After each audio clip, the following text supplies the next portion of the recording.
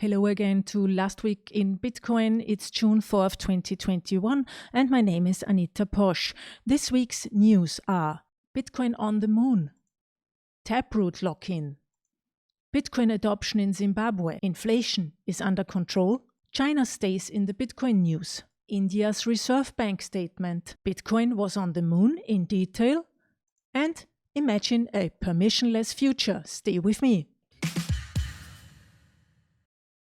Bitcoin is a community project, and that's what I love about it. Anybody can participate as a saver, user, developer, commentator, educator like me, and tinkerer. Now, radio amateurs from Brazil outpaced companies and a certain billionaire in sending Bitcoin to the moon and back to Earth. Quite mind-boggling. This group left a message on their website saying, "You don't have to be some eccentric billionaire to push the boundaries of the Earth in search of freedom." Taproot lock-in may be successful soon. Last week, I was explaining the advantages of a technical improvement of the Bitcoin software called Taproot, which improves scalability, privacy, and sets up foundational scaffolding for future improvements. All decisions in Bitcoin to adapt the software have to be community-based. Any user can decide freely which software version to run. In the last weeks, the miners had the possibility to signal if they will adapt Taproot or not. Now, 97% of all miners are sending positive signals in their blocks, which means that in about 10 days, Taproot will be automatically locked in and the soft fork will be deployed in November. This is great news and a huge step forward in strengthening Bitcoin's privacy, neutrality, and permissionlessness, which makes it unique in the whole cryptocurrency space. Bitcoin adoption in Zimbabwe. Bitcoin is supporting the humanitarian cause. It enables people to send and save money even if they live in authoritarian countries like Zimbabwe.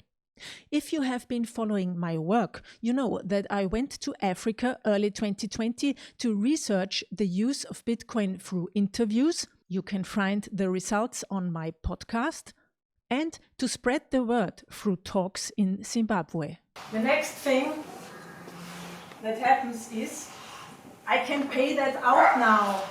I have now earned 250 sats. Back then, trading volume was so low that the peer-to-peer trading platform Local Bitcoin didn't even have any numbers. Now things have changed. High inflation, currency controls, and a broken banking system are the reasons why Zimbabweans start using Bitcoin. In a 2020 survey by Local Bitcoins, a third of all participants said that they buy and hold Bitcoin as an investment for long-term price increase. 25% are trading to make profit, 15% purchased Bitcoin to learn, and 7% use it for payments. In the first quarter of 2021, there was a 125% increase in trading volume on local bitcoins, and Bitcoin worth $850,000 were traded. As you might know, the highest inflation rates are in countries like Zimbabwe and Venezuela. But if you think that the central banks and governments of the 10% of countries that are full democracies have inflation under control, well, think again. The inflation rate is calculated on the basis of a basket of consumer goods and services. While they might include rent, they don't measure house prices. Here are the winning countries with the highest price rises from 2020 to 21. On top of the scale, Turkey with 32% price increases in housing. New Zealand, 22%. In the US, house prices have increased 13% and in Austria, 12%. Global food prices also have surged by the biggest margin in a decade. The United Nations Food and Agriculture Organization's monthly index showed the largest jump since 2011. In West Africa, the price of staples is up 40% over a 5-year average, with countries like Nigeria experiencing food inflation of 23%. Even worse is the situation in Lebanon, Syria, and Sudan, with food price inflation of more than 200%. In the UK and Europe, the prices could rise in the second half of the year. China stays in the Bitcoin news. China does this, China does that. Whenever China banned Bitcoin, the price went up. Now, as part of the rollout of their digital surveillance currency, the digital yuan is handed out to citizens of Beijing in form of a lottery. Residents can use 2 banking apps to apply to win 200 yuan each, in total 40 million renminbi. Li Bo, deputy governor of the People's Bank of China, said in April that the central bank would expand the scope of its pilot projects and could even allow foreign visitors at the 22 Beijing Winter Olympics to use it. He also stated that the digital yuan was for domestic use and does not attempt to challenge the dominance of the US dollar.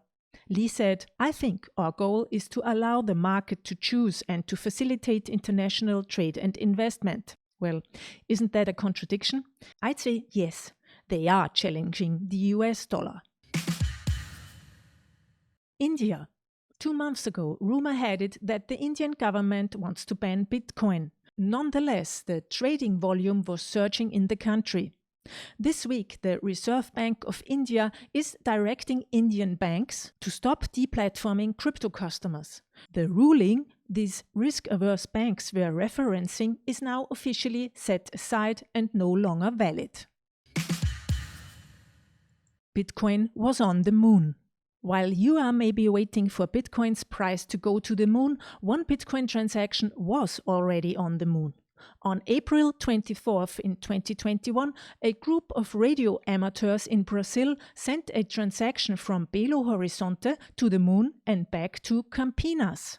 And that's how it worked. A Bitcoin transaction is like a small text file. This text file was morsed and transmitted over radio signals to the moon, where the signal was mirrored and sent back on Earth to 600 kilometers away Campinas. This is the transaction. You can look it up in a blockchain explorer. In Campinas, the recipient decoded it from Morse, signed the transaction, and sent it to the Bitcoin network to be mined.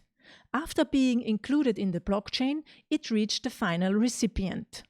It took 3 months of intense preparation to accomplish the experiment. In the next experiment, which will be broadcasted live, the group will make a payment over the Lightning Network. In addition, the group did a second broadcast playing the Lunar Solo, teasing Elon Musk, where it was said, "Elon, we did it first," to show that you don't have to be some eccentric billionaire to push the boundaries of the Earth in search of freedom.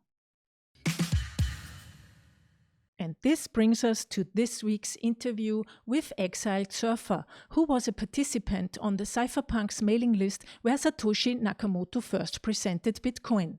Exiled Surfer's stories about Bitcoin's roots and development in the first years are fascinating, as well as his perspectives on building the future of finance and the societal impact of cryptography. The 20th century paradigm is that you have a birth certificate, you have, high school diploma, you have a driver's license, you have a passport, you have all these documents that say that you have a right to do certain different things, okay, that establish your identity. And the idea behind public-private key pair cryptography is that is all it is that you need to have an identity, right? So it's not that we don't have identity, it's that we have identities that are not necessarily tied to personal data and not tied to the type of documentation or personal data that then enables you or gives you the right to do something. It's like an incredible human rights progression that all I need is this trustless way of establishing a transaction, whether it's financial or a message, that's not tied to my own whole personal history is an amazing development, what I call the 21st century paradigm, right? Well, thanks for watching Last Week in Bitcoin with me, Anita Posch. If you like this kind of content, please subscribe to my show at anita.link/subscribe and hit the YouTube subscribe button now.